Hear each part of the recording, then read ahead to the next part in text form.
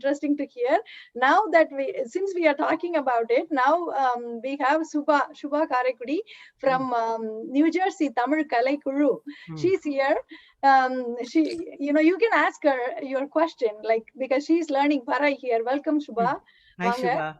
Hi, welcome, vanakkam. I'm so glad that you all are playing in New Jersey. I'm so glad I am able to meet you today, and it was a nice journey to hear what and all you have learned and researched about Parai and music. So happy to hear that. Jeya, your questions were totally awesome that, you are asking right questions and we are able to, I'm like more interested to hear more and more from you. So I'm even ready to learn from you. I'm ready to come to New Jersey. I'll tell you more about a project that I have, and I would like to come in the spring and work with you guys. Oh, wow. Please let me know when you come here. Our team would definitely love to meet you and learn from you a lot. And definitely we are not in that like you. We are just learning and still in the learning process. Yeah. So Dr. Zoe, you can ask, you wanted to talk to these people, right? Learning Parai here, right? So you can ask her your questions. Yeah, well, so let me just tell you about a project that I'm working on. And I, help all the Tamil Sangam folks out there who have these American Parai groups will be interested in that. So I have what's called a public humanities grant from the University of Oklahoma to take my latest documentary, which is Shakti Kalaikuru. It's called Shakti Vibrations, and it's about the group in Dindigul, the all women's group that's headed by two very progressive nuns, Sister Chandra and Sister Felsi. And they came to the U.S. under FETNA and performed in 2011. And that really was a major spur for lots of groups to start. So I made this film, and it's playing in many film festivals now. It's gotten several awards. It's playing in Paris in April, and I'm going to Paris. But so I have this fellowship or this grant to go around and screen the film and then have a discussion with the people who have started these groups, the people like Shubha. So I'm really interested in making contact with the various Parai groups, and the grant is providing monies for me to travel and screening fees and all of that kind of thing. So it doesn't cost the group anything. It's just a matter of them being willing to have a conversation with me afterwards about in reaction to the film, and also just about their experience learning Parai in America and what's motivated them and this kind of thing. I mean, I'm really interested in this question, and maybe Shubha, you can deal with this. It's like, how do we go from thinking of this drum as polluting, that back in a village, particularly in Tamil Nadu, so many of the people who are playing drum in America would never touch it, right? They wouldn't touch it in front of their relatives. They wouldn't touch it in a village context, right? So how is it that they feel that it's okay to touch it in America? It's okay to learn how to play. So what do you think, Shubha? That's a great question, Zoe, because this is a great experience actually touching the Parai, right? Nice. Once we touch the Parai, I don't think we can leave it. So it was like, it was like into it. It gives a good feel actually once you touch the Parai. And the experience from the society, as you said, it is like back in India, we are not like played Parai and work with Parai, and not even work with the people who are playing the Parais, right? Mm-hmm. But when we touched here, it's a great experience that, some of the people welcome that. Wow, you guys are doing that. How do you do this? And how do you, play this? While beating, you're dancing. We dance just, but beat and dance, it's a little tough. So how you are doing it, all those interested questions, I see that there were welcome questions. But at the same time, there are people, oh, really? You are doing Parai? Here? Why? Why did you start? What, happened? What initiated you to get into this? Mm-hmm. So there were some questions around people, even in America, I faced that. And even back in India, also there were some questions initially those people were asking. And after that, when I was put fully into it, people accepted it. There were no more questions coming to me, but I know that still that, concerns are with certain people still out there. We definitely have to do something to, make that change. Mm. So how did you respond to those people who in America that question you? I responded like, I started explaining the whole history of how Parai was before, Mm. right? And we know that in between there was a gap that happened because of that. It's changed, and but it was not like that initially. When I looked at when whatever I know from my perspective, You mean like Parai Sangam? is it's like you said also, it's not just for for Savadi.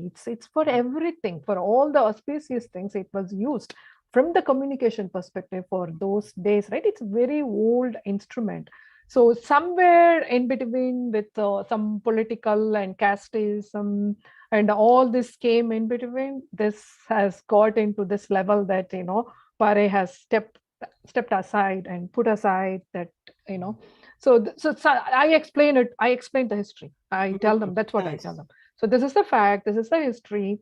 And just because somewhere in between this has got changed, we cannot forget the history. So Right. it's all mindset. Yeah. It's all mindset that has to be changed. And I believe that it's important for the Tamils in America. I mean, this is my advocacy to also not forget the experience of the drummers of untouchability. Correct. Their experience, how difficult it's been for them, how much they've continued to love this drum, to play this drum, to feel that it's an honorable profession. In spite of untouchability, in spite of being called this way, being degraded in so many ways. So Correct. that's what I don't want in the transmission of this drum. I don't want us to erase that experience of these drummers.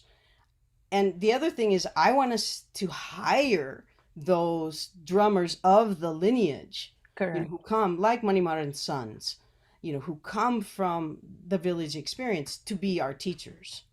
Yep. Right? I don't want, me to be let's hire. Mani Maran is coming to Minnesota for 2 months Wow. in Nice. May, right? To In teach. May? Okay. Yeah. If But he's possible, if both of you come here for New Jersey, our team members, we have about, so especially for women, right? When we get right. into it, and it's really tough to get the women playing along with their work. And even now we have every week practice and just pulled in women to play in our group. And we have about 8 women today. I would say That's they are like beautiful. performing very well and learning it. We're still learning. As I say, I'm not a It's a great lifelong. performer. Yeah, we're still learning, Yeah. but we have a great team, and not just me. There are a couple of other teams also here who are doing Parai. Mhm. We can definitely learn from you and Manimar, and when you guys, Yeah. if you guys could make it in New Jersey.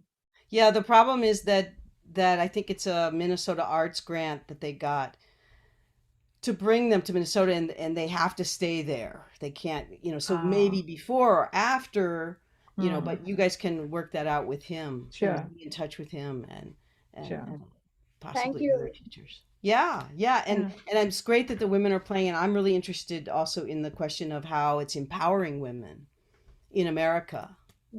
Yes, it is. It is empowering, and it is. I mean, to when you were asking questions, there's you also mentioned that it's kind of slavery that you could see. I demand. Yeah, so that was also there. But when we started taking Paraiba, even we said no to many places where we have been asked just to for some of the guests just to do some beats for them to welcome them and things like that. We even took a stand to say no, we don't do those kind of things because we do a performance for the group, not for the individual people. Mm, So that also we were doing that. And yes, definitely it is a great experience with mm.